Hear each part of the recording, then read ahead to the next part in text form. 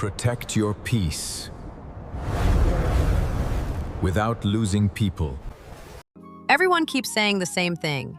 Protect your peace, just cut people off. And at first it sounds powerful, like you're taking control of your life, like you're finally choosing yourself. But here's what no one tells you. If you cut off everyone every time things get hard, you don't find peace, you end up alone. Real peace isn't built through isolation, it's built through control. Control over your energy, your reactions, and your boundaries. Because the truth is, not everyone in your life is toxic, but not everyone deserves full access to you either. So the real question is, how do you protect your peace without pushing everyone away? Here are the psychological shifts that change everything. Social media has changed how we see people. Now every disagreement feels like a red flag. Every misunderstanding becomes toxic behavior. And every uncomfortable moment becomes a reason to walk away. But real relationships don't work like that. Even healthy relationships have tension. People misunderstand each other. They say the wrong thing. They react emotionally.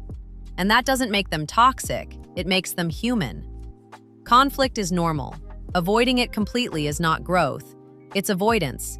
The goal was never to avoid all conflict. It was to remain grounded within it. Yes, if someone constantly disrespects you, crosses your boundaries, or drains you repeatedly, that's different. But if the issue is occasional tension, cutting someone off might not be protecting your peace.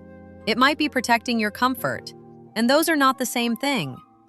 A lot of people think peace means disappearing, ignoring messages, avoiding people, and shutting everything out. But that's not peace. That's escape. Psychology doesn't teach avoidance. It teaches boundaries. A boundary is a line that protects your energy without destroying the relationship.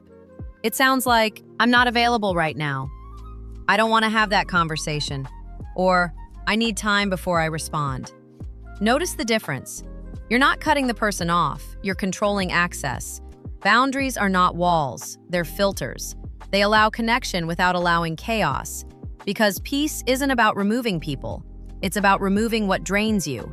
And when you learn this, you stop reacting emotionally and start responding intentionally. One of the biggest reasons people feel overwhelmed is because they carry emotions that aren't theirs. They feel responsible to fix everyone, help everyone, and be there for everyone. And slowly that turns into exhaustion. People aren't always exhausted from doing too much. They're exhausted from feeling responsible for too much. Carrying other people's emotions creates invisible weight, and over time, that weight becomes mental fatigue. So protecting your peace sometimes sounds like, I can't talk about this right now. I need time to reset. Or, I'm focusing on myself today. And people will call that selfish. But it's not, because you can care about people without carrying them. You can support others without sacrificing yourself. Here's a mistake almost everyone makes. They treat every relationship the same. They give the same access, the same trust, and the same emotional energy to everyone. And that's why they feel drained. Because not everyone deserves front-row access to your life. Protecting your peace doesn't mean removing people.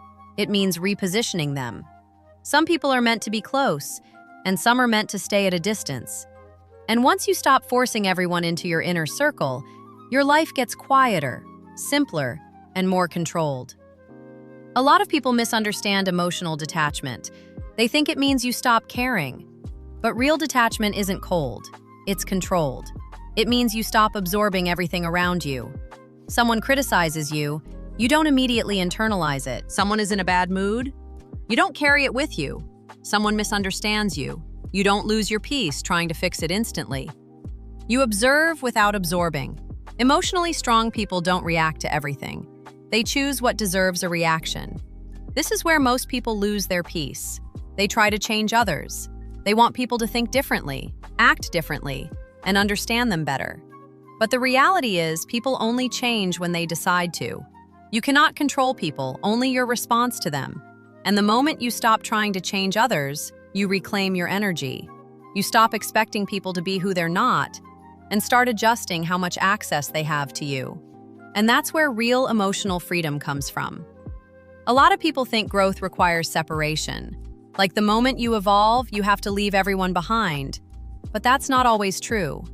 Sometimes real growth looks like influence. Instead of cutting your old circle off, you introduce them to new environments, new conversations, and new ideas.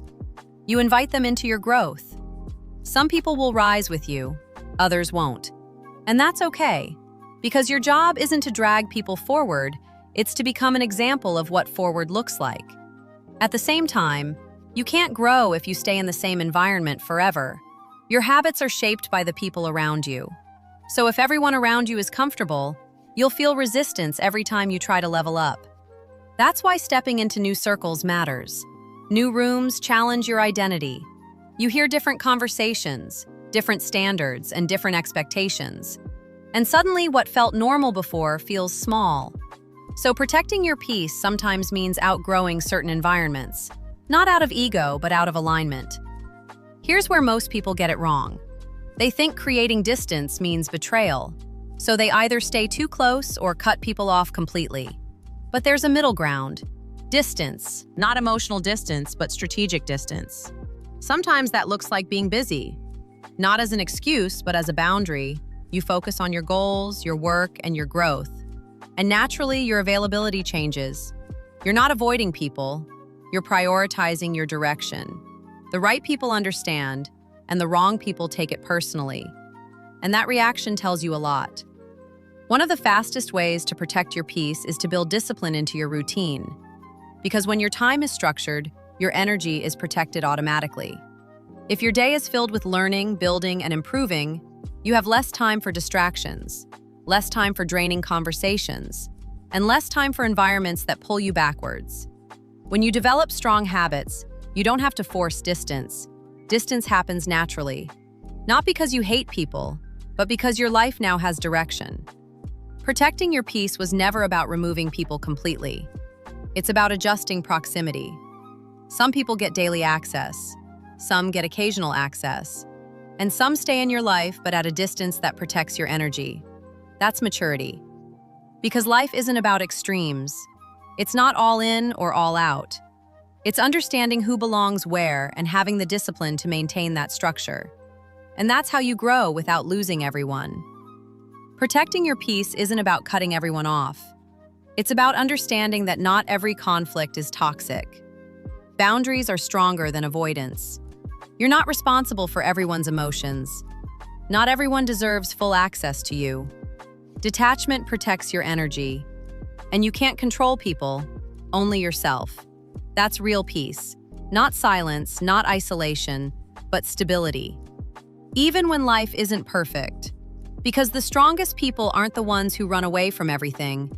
They're the ones who stay grounded no matter who's around them. If this made you see things differently, like share and subscribe. And check out the video, The Hidden Signs of Low Self-Esteem. We are the Heart of the World, and I'll see you in the next one.